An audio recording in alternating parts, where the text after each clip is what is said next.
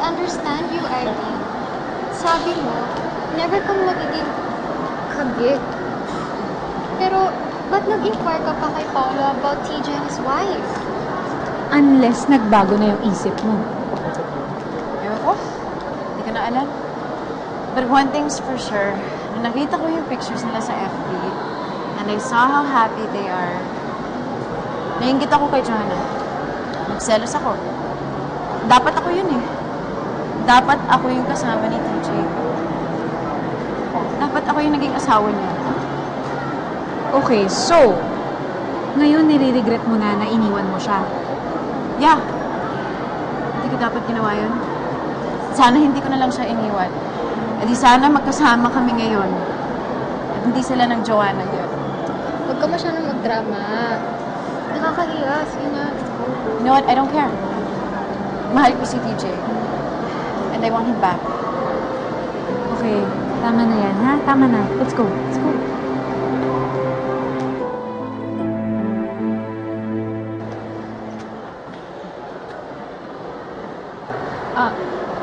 Si TJ? Han?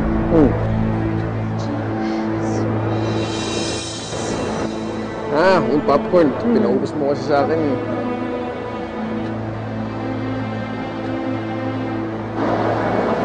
Kakausapin ko si TJ. Wait, Irene. Wait, ano ba ito? Irene, wag nga. Kasama yung asawa, kakausapin mo.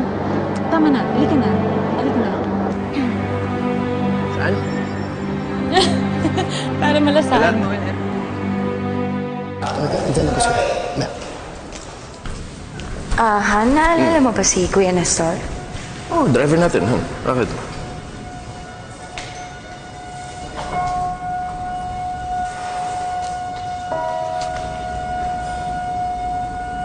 Sir.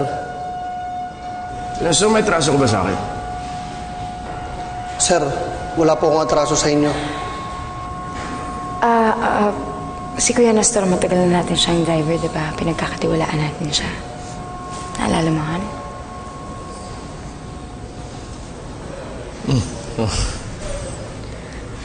Okay.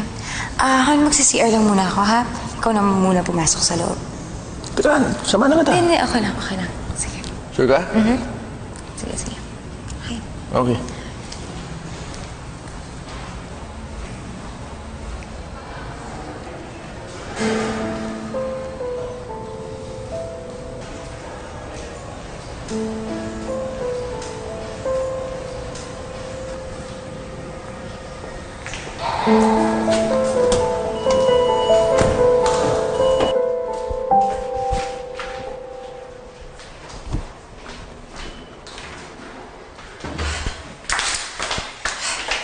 Ano ka ba naman, Irene? Talagang gusto mong kausapin si TJ sa harap ng asawa niya. I just wanted to say hi. Hi! Are you okay? Kinausap ka na ng wife niya, di ba? And you agreed na iiwas ka. I never agreed to anything. Well, I think it's about time that you agree. You know what? Nasaan nga ba si Monique? Nakakita lang ng designer bags. Nagpaiwan na agad sa store. Akala ko susunod siya dito. Ano? Naghahanap ka na ng kakampi? Pwede ba, Miss? Huwag na tayo mag-away. At the end of the day, ako pa rin ang masusunod. Kasi buhay ko to. So kung gusto ko pa rin si TJ, wala kang magagawa doon. Oh my God. Ewan ko sa'yo, Irene.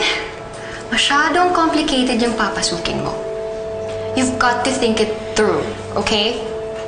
Ikaw din ang nagsabi na baka pagsisihan mo yun sa bandang huli.